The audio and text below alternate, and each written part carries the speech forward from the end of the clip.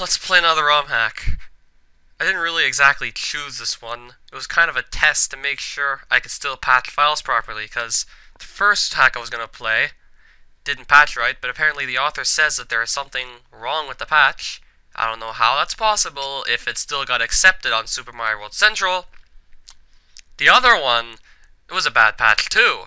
So I was starting to get worried that my computer or Lunar IPS or my ROM were no longer capable of making good patches. But we did get a fine patch. Now for a random hack. Gamma V presents Mario and Luigi Starlight Island Adventure. Well, this looks pretty redrawn. I'll just... maybe I can figure out what to say after I actually play some of this. Mario and Luigi just can't seem to catch a break during it. Yeah, they really can't catch a break. And there's nowhere we can walk on in the overworld map, so we're gonna start with Peaceful Plains 1.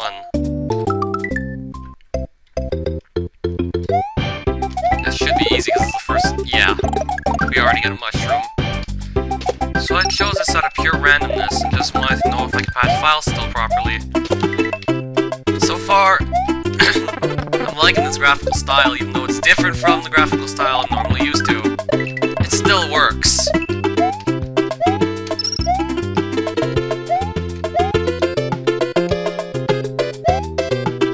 Holy lord. I need a flat area so I can show you this. Man, this is some epic fuck right here. Mario jumps normally, like so. When he's small and he ducks, look what happens! He's hopping around like his arms are hopping around like he's being hung like a marionette or something. Like, what good is this for? I can do this all day. Let's try and do the rest of the level like this. Come on, up around, Mario, you can do it! And when he's big, it looks perfectly fine. This makes a lot more sense when he's big rather than when he's small. Sure, it may be fun to do, but it puts you at a disadvantage because you can't get any mushrooms. And you're not going to be able to spin jump, so you're kind of more vulnerable to taking a hit. Doing it like this, but it really shouldn't be anything to cause you trouble in the first level. I'm doing fine. Oh, so that's an ending box thing? I was usually used to seeing the goalpost. Well, I can get used to that. Oh, cave already? Oh wait, the first Mario had them first. Cave level is the second level.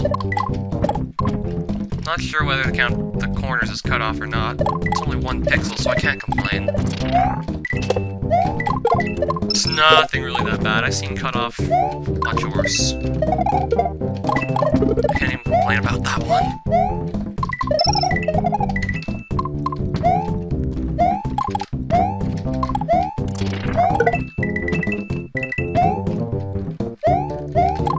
This is easy enough.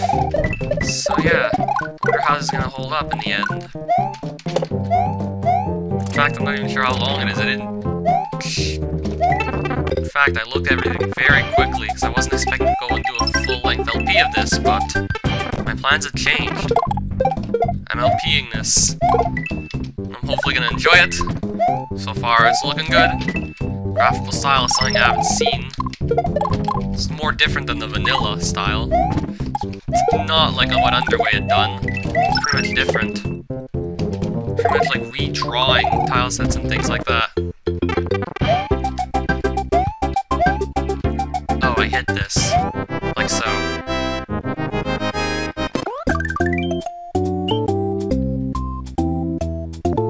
Now we go for Peaceful Plains 3. Excuse me. Yoshi's Island music. I hear this song a lot. In an Iggy hack, in Gamma V's, and honestly, I put it in my own.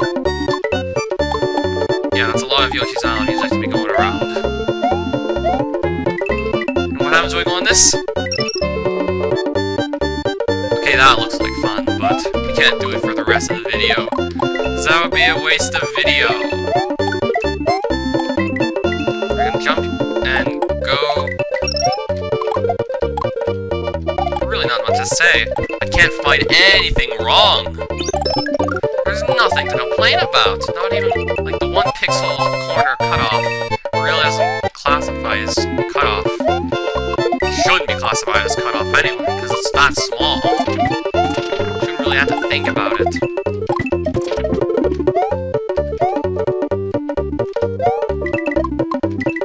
In other cases, the cutoff is so blindingly bad, none of it's gonna happen here. I'm only way too sure of it. This thing already got accepted on Super Mario Central, so it's more than likely to pass, to succeed. And why I'm doing this so easily? Why I'm having such an easy time with the levels? This is the first world.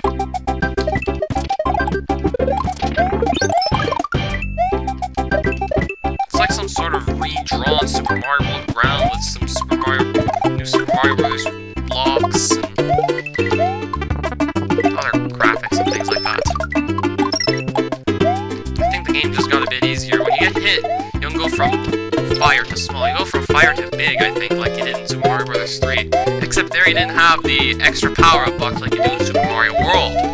So it's like taking the good aspect from both and jamming them into one, I don't know.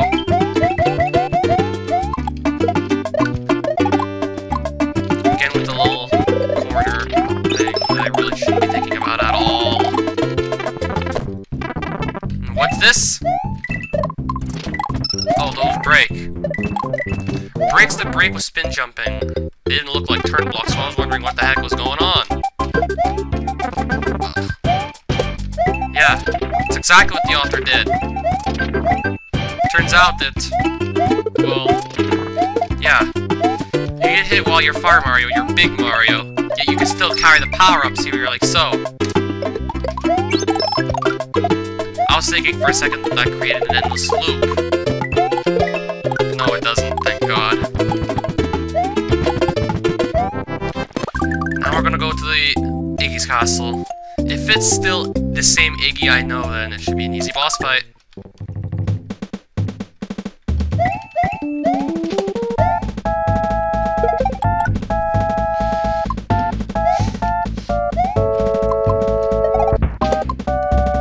This shouldn't be too hard at all.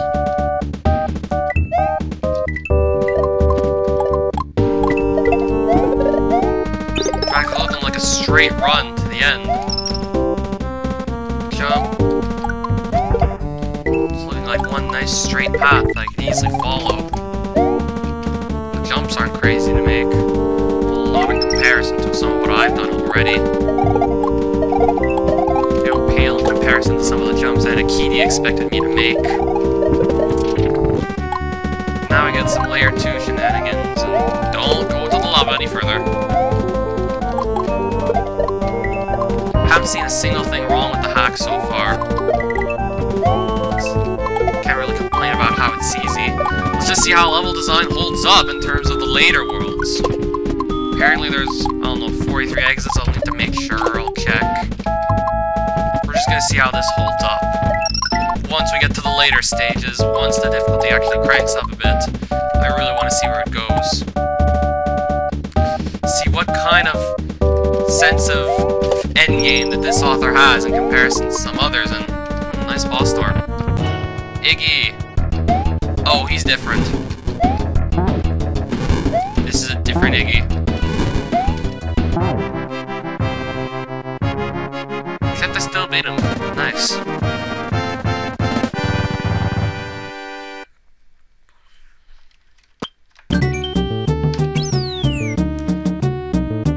Okay, World 1 was quick. Let's see how World 2 goes.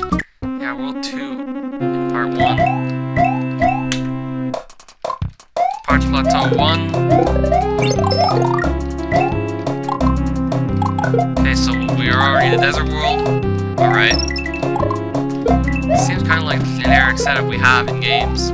First world is grass, second world is desert. Not sure why it happens so often. Take, for instance, Super Mario Bros. 3. First world is grass, second world is desert.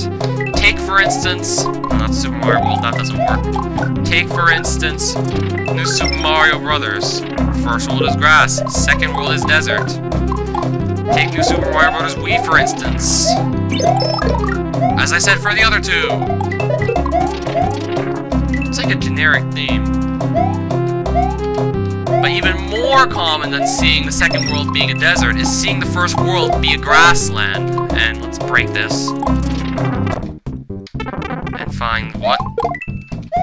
Yeah, honestly, the first world being a grassland, it's just done so much because I'm not sure why, because grassland's such a peaceful place to be, or the fact that it's nice, flat, and it gives the player a place to learn some of the basic skills of the game. What is this? Does the yellow block indicate the fact that it's a secret exit? I think so.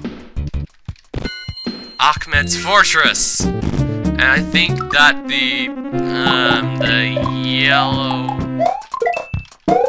block is gonna take you to secret exits, yeah. Well, I guess there's no keyhole in this one, which is fine.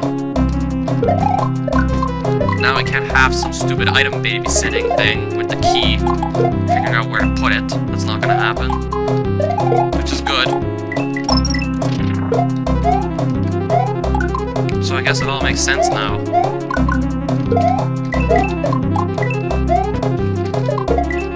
want to use my computer this morning?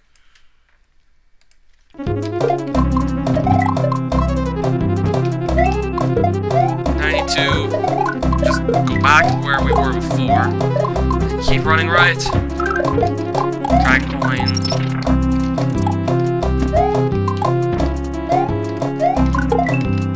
This kind of feels like how a hack should be in difficulty. The first world should be easy. Rats of the Challenge didn't get that one right. And we're gonna go to Parts Plateau too.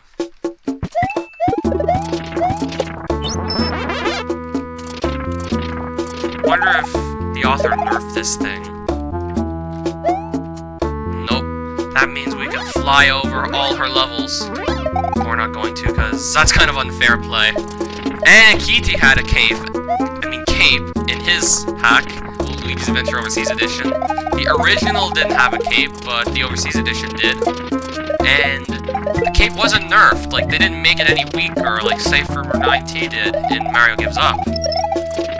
So pretty much, like, they didn't make the cape any less effective. This is exactly what the cape could do in the original Super Mario World. And they have some sort of patch that makes it so you can't fly up nearly as much. So that you cannot fly over every single level, so you cannot skip everything. So honestly, that's not the merit of it. Because honestly, I thought to myself when I built my hack, okay, I'm building a bunch of nice levels. Do I really want people to just skip them all? Of course not! I didn't apply any sort of thing to nerf the cape, I just didn't include it at all. Ever since Hotel Mario 2 A Better Game, which was made all the way back in, what, 2009? I haven't had a cape feather in my hack, except for one instance where I thought it was inaccessible.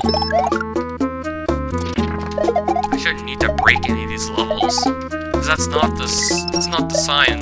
That's not a good sign if I do that. Oh,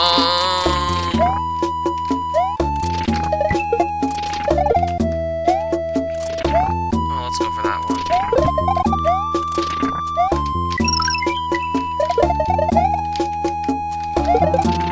I mean, it is fun to use the cape to, like, spin and knock things out, but I guess that's about all I really enjoyed doing with it, and gliding to make some segments easier, but flying over the levels isn't really my thing. And it shouldn't be anyone's. These people work hard on their levels, and when you fly over them, it's basically like saying you don't care. I guess that's about it for this episode. Bye.